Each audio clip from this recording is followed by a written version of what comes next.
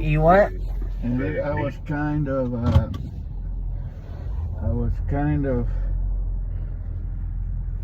my balance wasn't 110%. Oh. So I wobbled and I kicked that bookshelf in the middle bathroom. Oh. And my toe is black. Uh-oh. And he hurted me. Come on, man. That sounds fun. Really? What? What an ass.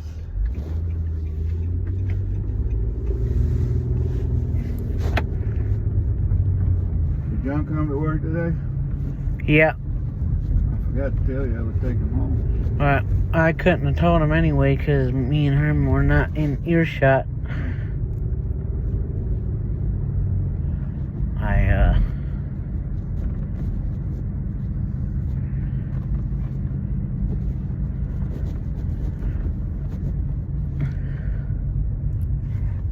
Have learned not to say certain things in that building after the incident in August with the beaver.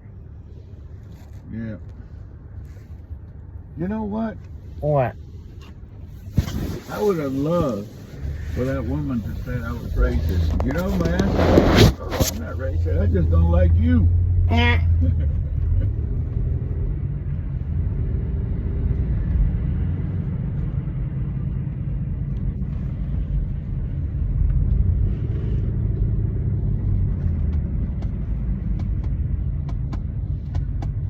Had something nice happen. What?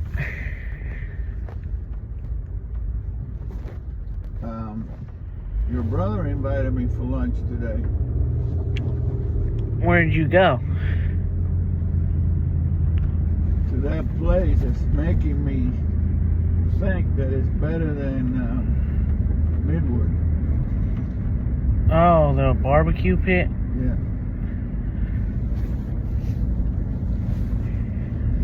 In fact, I brought you some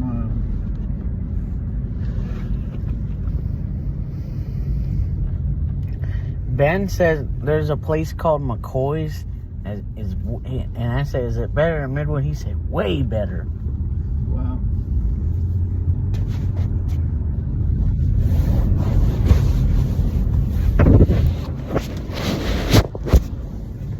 Oh, I have to. Padrino's Mass is on the 21st.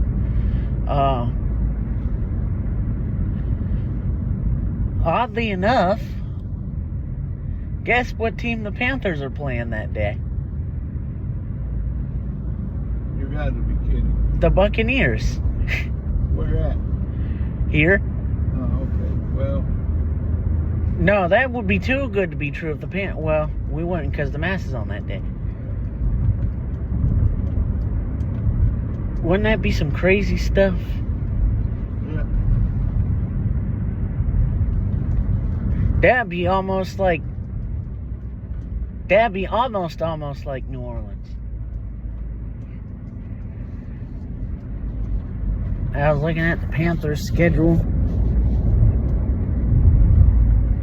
and I was like, wait, where are the Panthers playing the Saints? And it said, at the time, it was the Louisiana Superdome.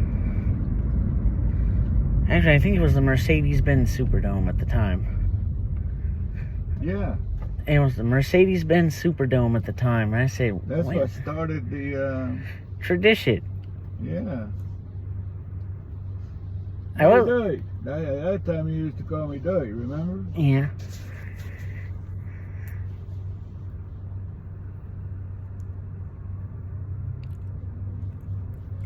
Nigga, you better get your ass out of the way before somebody runs it over. Who? Somebody on a bike trying to cross the street.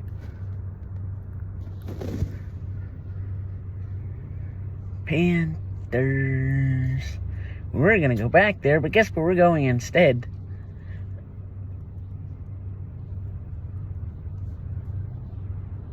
Where, son? Remember we were going to go back to New Orleans this spring? Well, we're going to What's the name of that town again? Sosua. Sosua. Ho-Town. Oh, I heard one. Oh, whatever.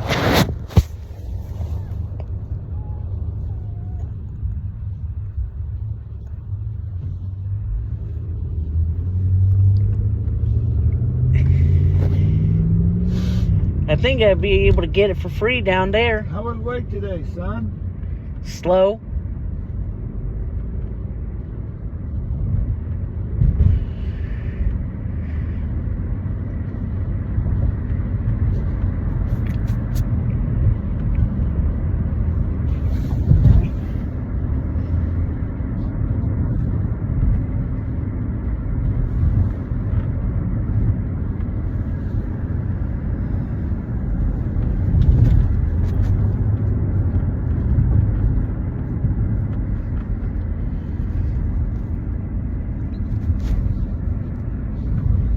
Tell me something. What, Daddy? Why do I love you so much? Because I'm your... Thank you. I got you some cash. Thank you. Did you have some in your, Well, I didn't have my card, so she couldn't look, so... Oh, they have your... You know, the council cleaned your room today. It's beautiful. Tomorrow I'll wash your... I don't know, say thank you, but you know what? Mommy said your room smelled like cojón de oso. Is my, I have to rearrange my stuff. We don't really need to do that. What we need to do is get you... No, like, is my stuff, like, in odd places now? Yeah, I have to go get you a, I have to find you a table that is the same width but twice as long. That would allow you won't even get to the window, and that would allow you to put a lot more shit on it. The council wanted to decorate your room. I say, you will not touch this room. This is the way he has it set up. He can't see it. It's perfect for him. What'd she want to decorate it for? I don't know. What? Well, I don't have enough space between your football and your other thing. So she's got a bug up her ass about that. Well, Then I do things like, you remember the key to your room on the ship? mm-hmm. Where I have Make America Great Again, I got it in one of the pins that holds up Make America Great Again. Holds up the what? The sign.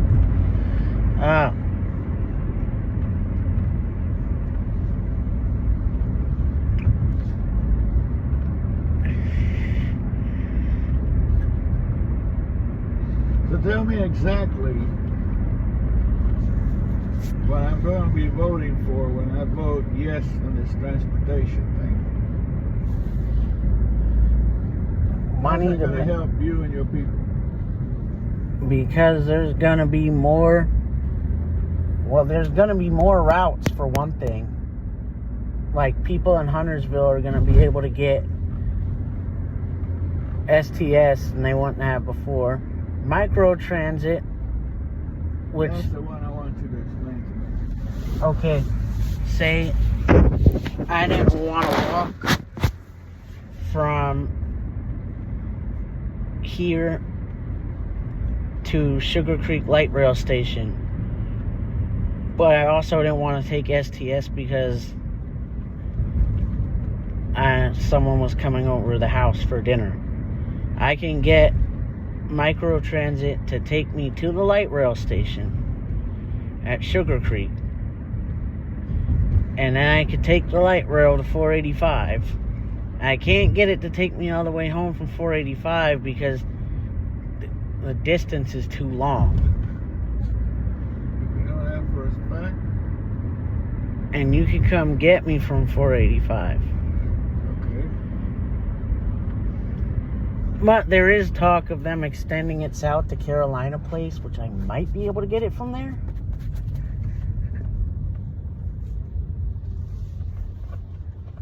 Yep.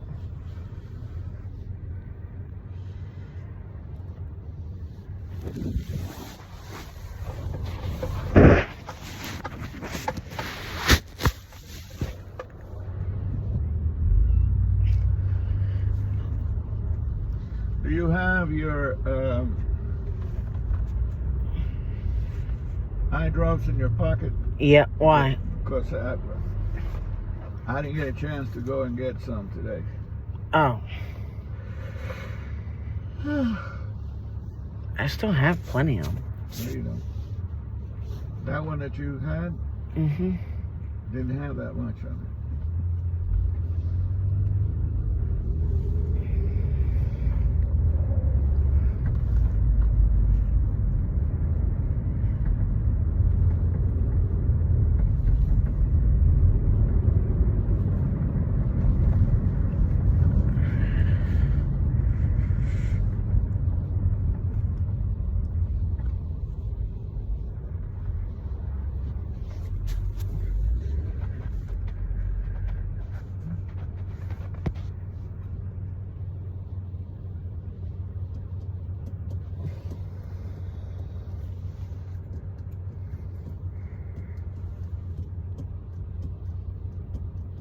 I love watching.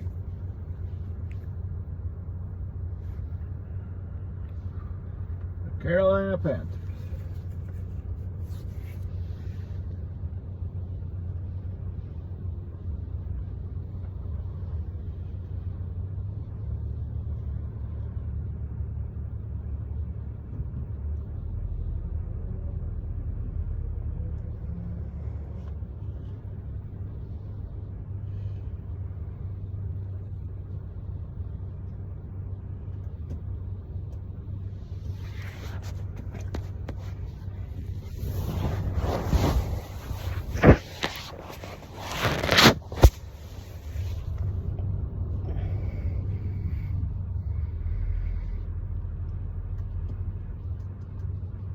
So if we were to pass this tax and then elect a Republican city council, what would they do?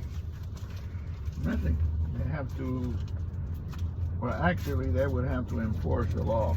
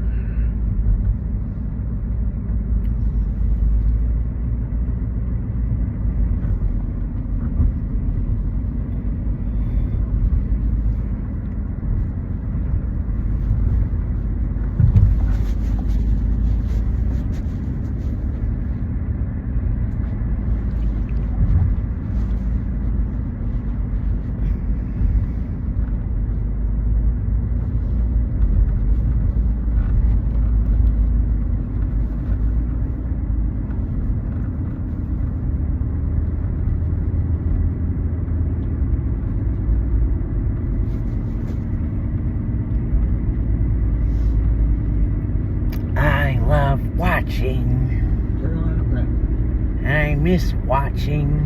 Carolina Panthers. What did it come so early for? You know, when I opened the door at 6:01, she was already there. Well, I guess if they're around,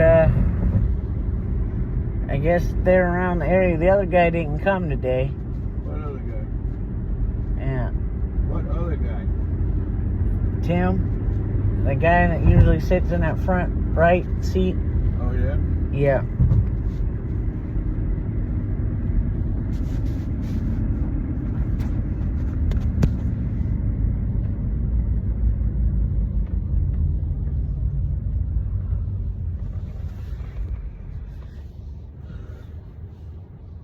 So what did you bring me for lunch today? What do you mean? You said you brought me something. A couple of pieces of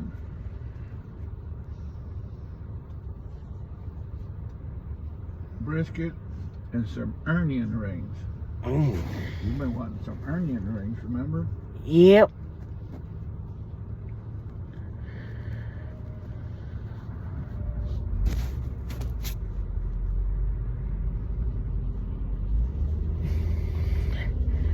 You know, my buddies on the podcast were calling that game between Rico Dowdle and Micah Parsons. Jerry's ass should have never traded me, Bull.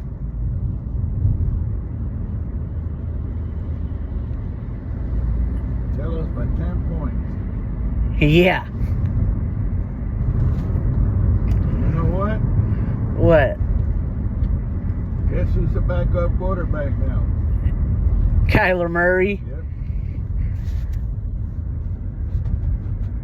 Jacoby pitched a great Yep. game. Our midget is better than their midget. Now,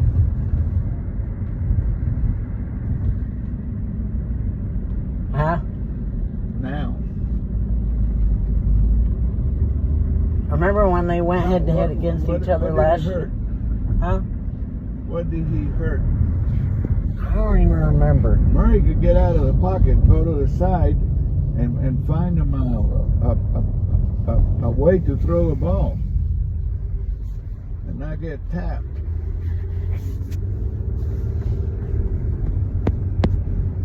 And I think the Giants are fucked without Skadoodle. They are.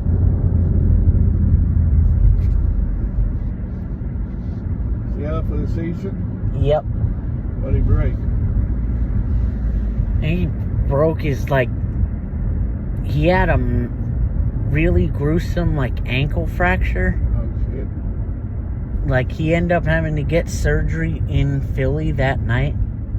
Oh, wow.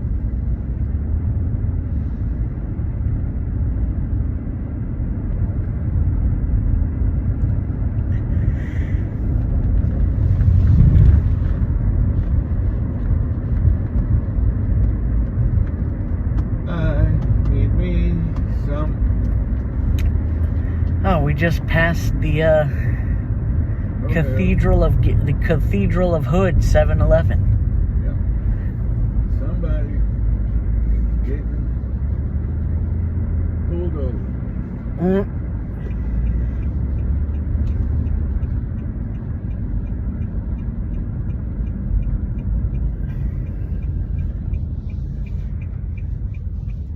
You know, it'd be ironic What? if it was for not driving on a suspended license and they got to be pressing license plates.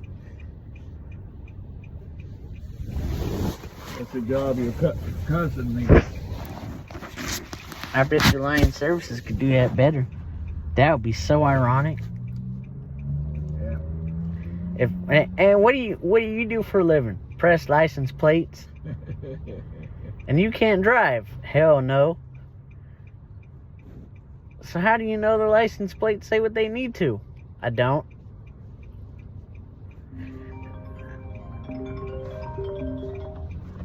Assalamu alaikum, Mohammed. Hey, what are you doing? Turning left onto Randolph. Are you taking Joey to get something to eat or what? I don't know. Joe, I don't know why. why are you asking, Susan? I don't know. I was just wondering. You said you were going to. I didn't say that. Oh, I thought you did. I said I brought him some brisket and some. Oh, here comes the meat wagon, Joe.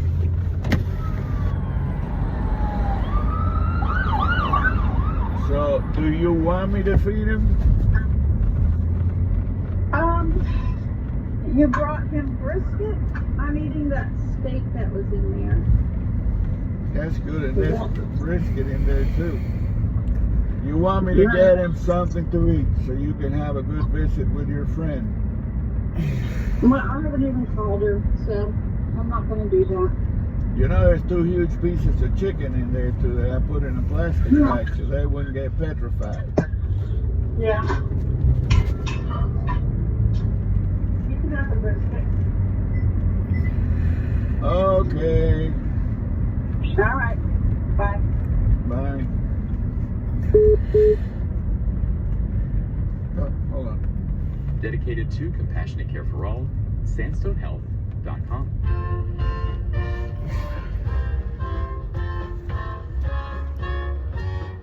Damn, All things considered from NPR News, I'm Juana Summers. And I'm Scott Detrow. Air traffic controllers are currently working without pay. Staffing shortages have led to major flight delays, which could worsen if the shutdown's not resolved.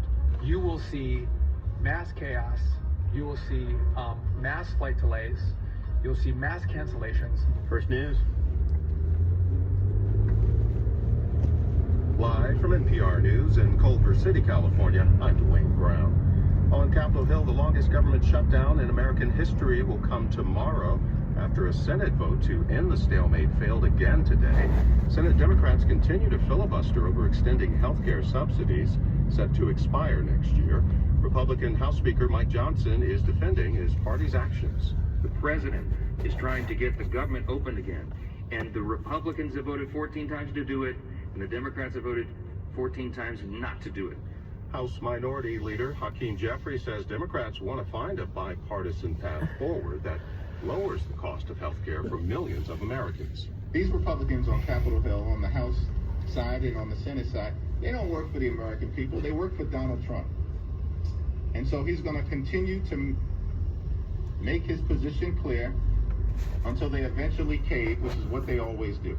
The last government shutdown happened during Trump's first term and lasted 35 days.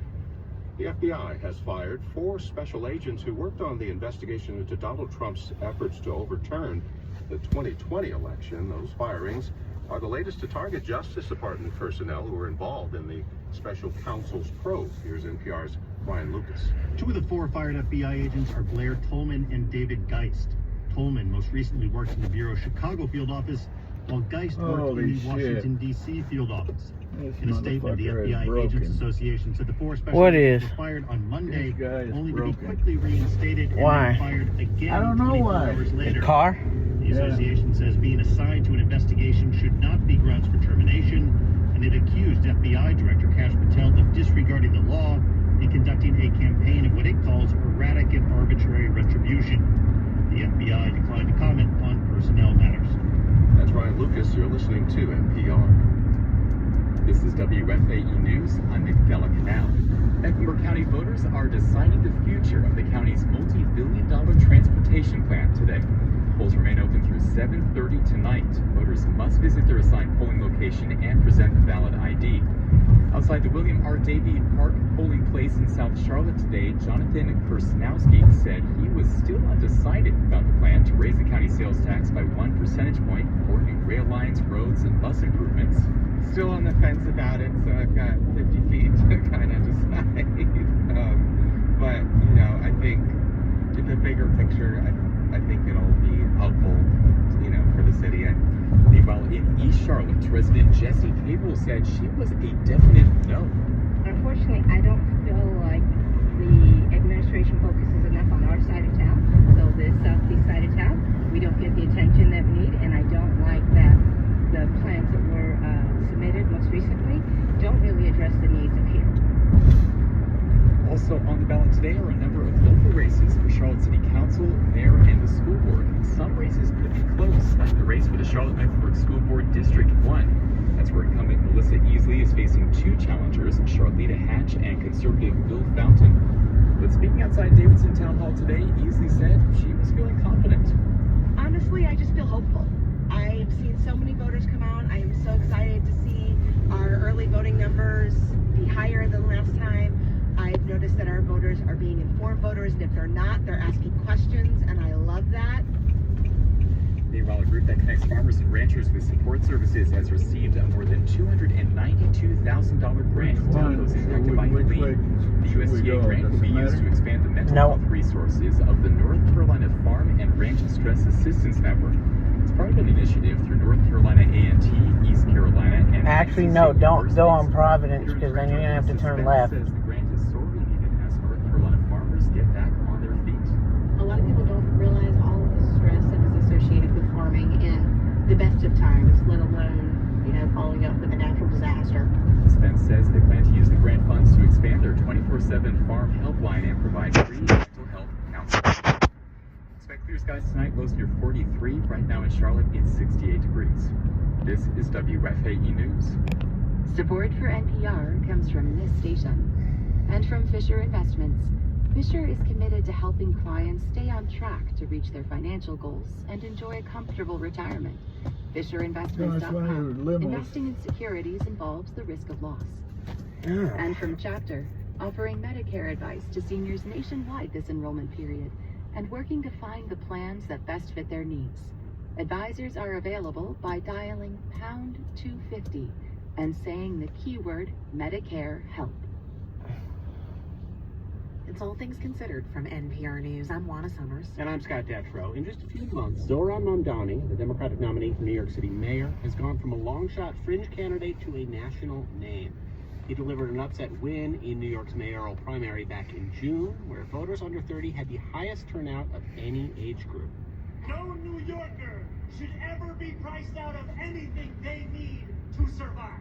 Now, on Election Day, Mamdani is counting on that youth coalition to carry him to victory. But his affordability message is also resonating with young people far outside of New York. NPR's Elena Moore has the story.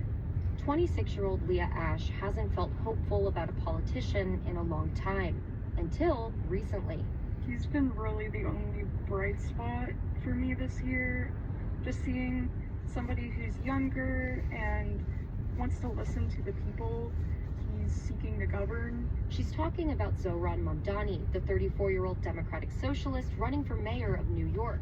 He's pledged to lower the cost of things like housing, groceries, and transportation. He'd easily have Ashe's vote. There's only one problem. She lives 1,200 miles away from New York.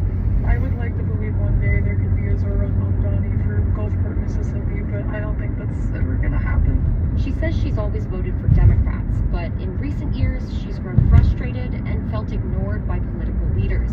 It's a feeling exacerbated by her own economic situation. After struggling to find work during the pandemic, she moved home. Years later, even with a job, she can't afford her own place and still lives with her mom. When she was in her 20s, she and my dad owned a house by this point, and I can't even afford rent. Ashe hopes if Mamdani wins, it'll send a message to Democrats. He's running on several ambitious promises, from freezing rents and rent-stabilized apartments to creating city-run grocery stores. His critics on the left say he's being unrealistic, and his critics on the right are calling him extreme.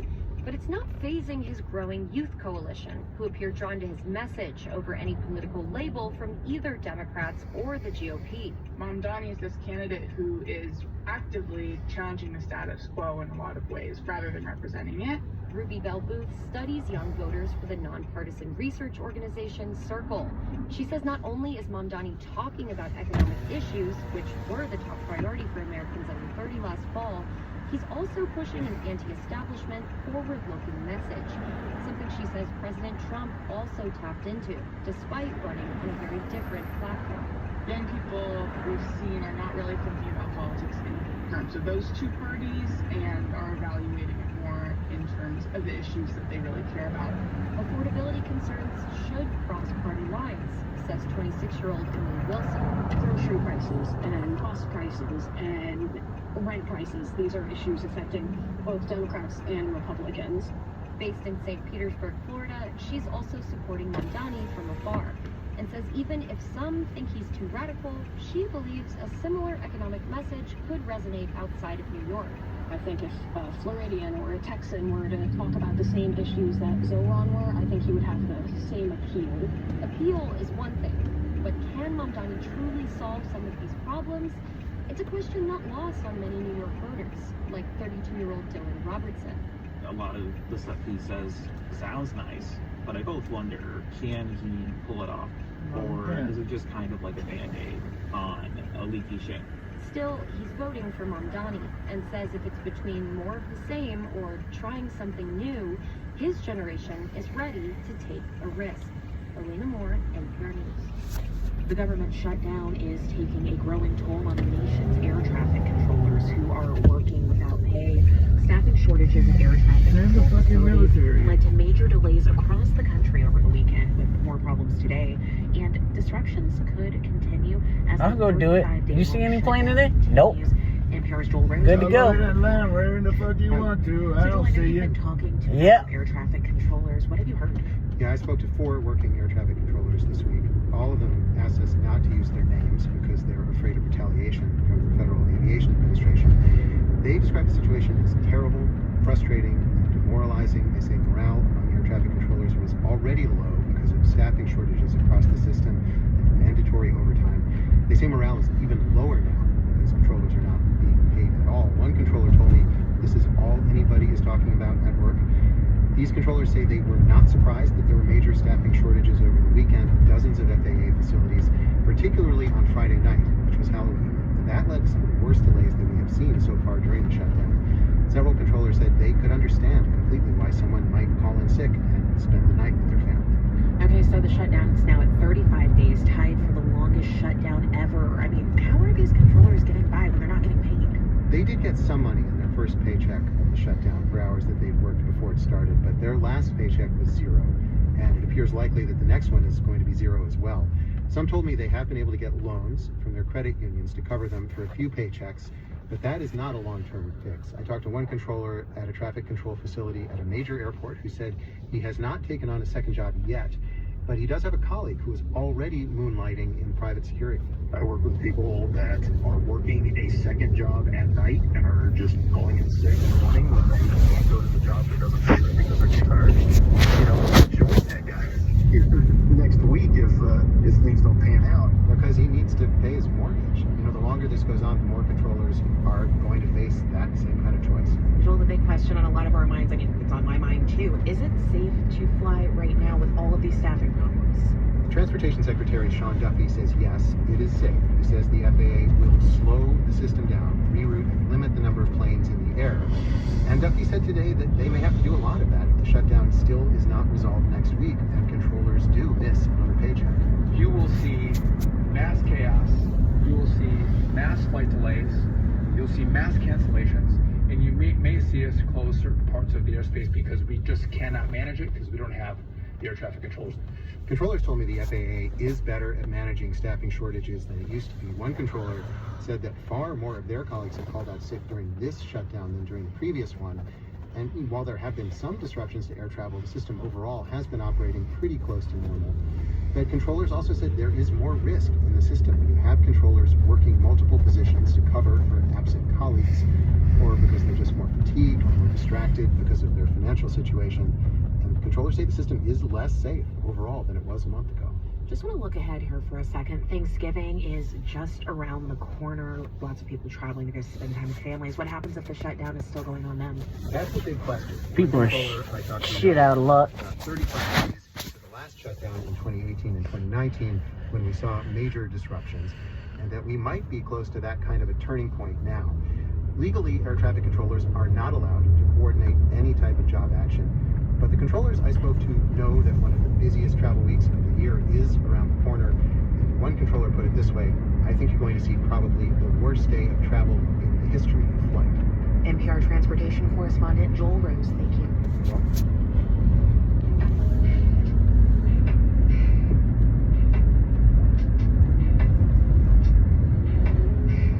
Shit, you might have to fly during a shutdown, Daddy. I might have to drive if that shit is going on. Yeah.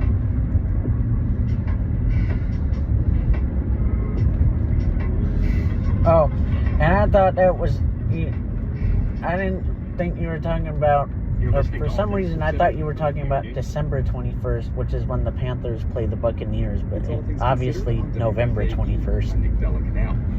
The Trump administration says it will send partial SNAP payments this month, offering limited relief to 42 million Americans who rely on the federal food assistance program, including about 1.4 million people here in North Carolina. The move follows a pair of federal court rulings that found the government acted unlawfully when it refused to release emergency SNAP funds during the ongoing federal shutdown.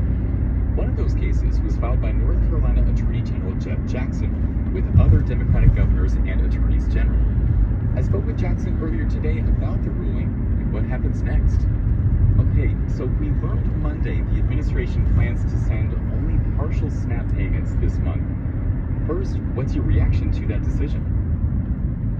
Well, I would say that we had a good legal outcome, but we still have a bad overall situation.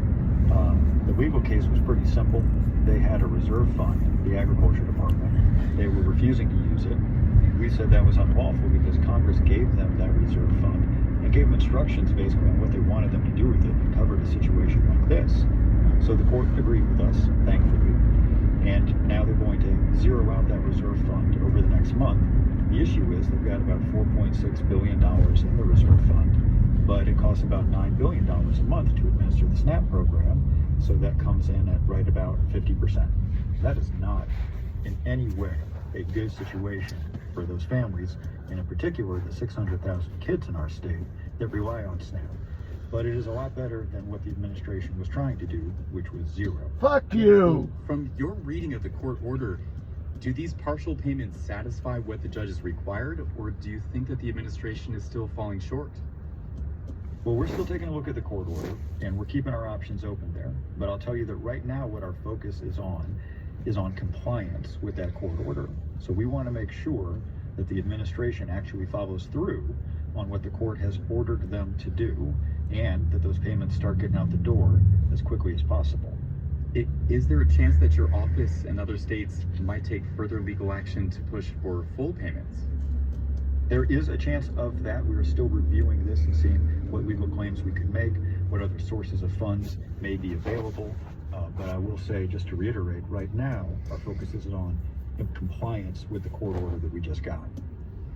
So I think people around North Carolina are anxious to know when they might actually see this money hit their accounts. And I know that SNAP benefits are handled by state health officials, which is separate from your office.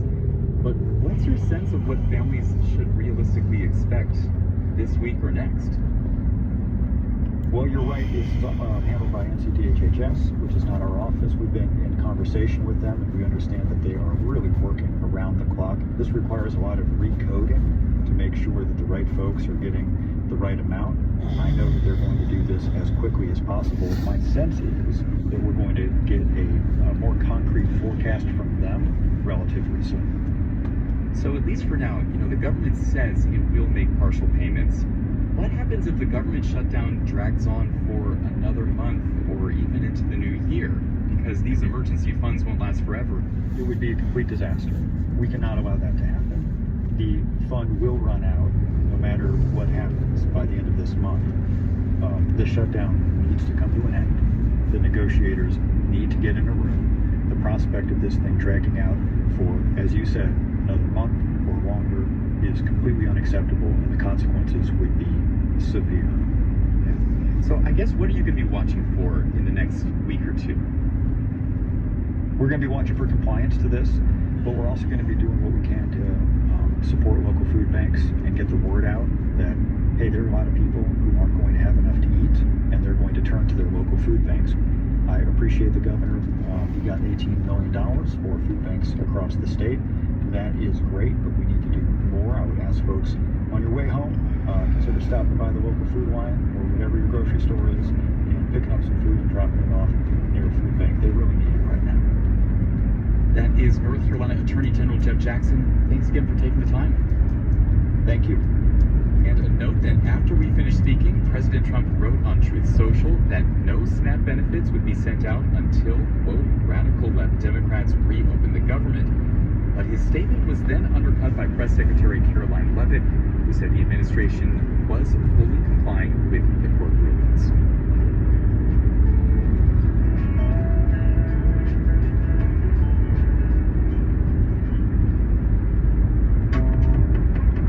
Trump wants more deportations, and he wants them now.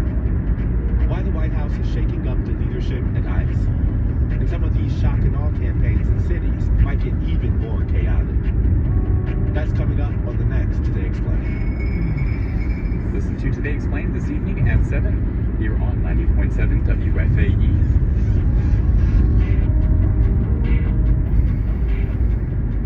Support for our programming this evening comes from WFAE listeners and the Southern Environmental Law Center, dedicated to finding solutions to the toughest environmental challenges starting here in the South. More information about how SELC is working to make a difference here in North Carolina and beyond at southernenvironment.org. And from the Charlotte Symphony, presenting Beethoven 360. Narrated stories and works performed in the round aim to reveal a new perspective of Beethoven. November 7th and 8th at Booth Playhouse. Tickets at charlottesymphony.org. It's All Things Considered from NPR News. I'm Scott Detrow. And I'm Juana Summers. Dick Cheney is often described as a chief architect of America's... Turned out to be a son of a bitch.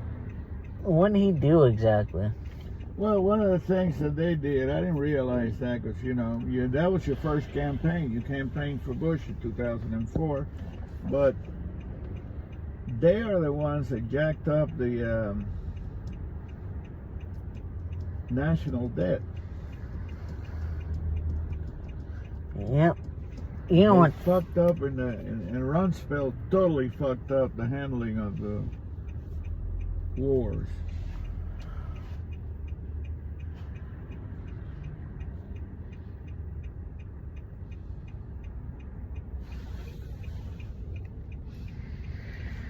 And then he turned against Trump. He and his daughter. Liz is his daughter? I thought that was his wife. Liz is his daughter, and hell, the voters rejected her. Yeah. So that was the rejection of him because he campaigned for her.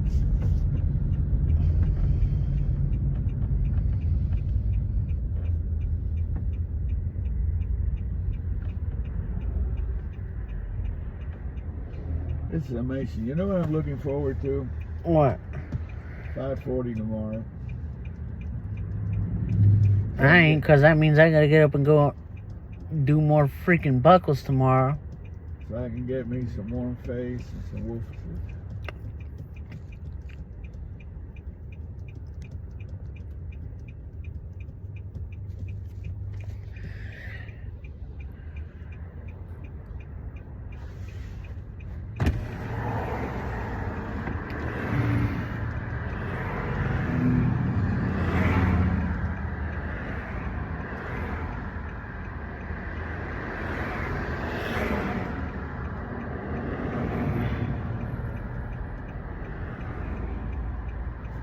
Well, you know what I would love to hear about? Because I would bust out laughing if I heard this. One of those politicians, one of those Senate Democrats being like, I can't believe this flight, is delayed. I missed my grandbaby's first Thanksgiving.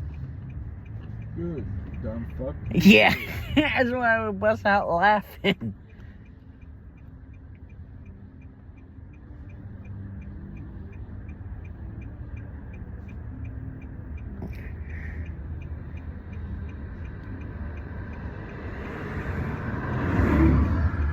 Some kid in Illinois, or some kid in New York. Why wasn't Grandpa Chuck here? Because he didn't give a chuck about the rest of the people in America, and his shutdown. He fucked his wife out of a bunch of money and child support. He's not a good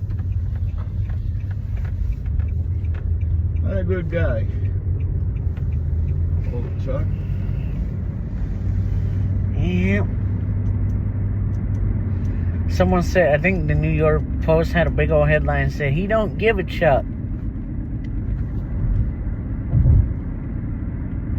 Or are we supposed to go vote? Right here in this school right here. Ah, okay. In the school? Yeah. Alpine. You know how that bus always turns seeing in there when it's coming from the Arboretum? Yeah. Right there. Oh, okay. See? That was a good piece of communication. What? Because Because I noticed where the bus turns in and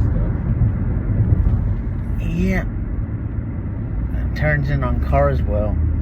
That's exactly where we're going to vote. You know what somebody said that was messed up and it was true and it was funny? What? It's pretty fucked up how they got a blind guy living in a neighborhood where you have to enter through Carswell, knowing that he can't drive.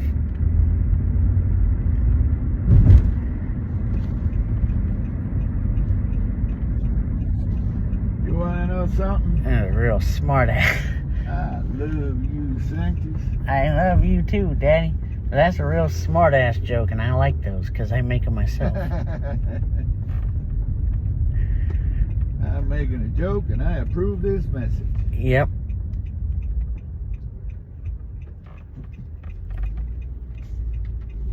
Get out of the way, bitch.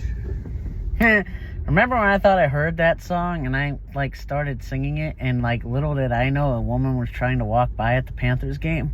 I'm like, oops. Oops. Like a hush this. Hey, what is the Florida doing voting here? I don't know, but they're probably voting Republican. We hope. They're probably from damn Miami or Orlando. No, Miami.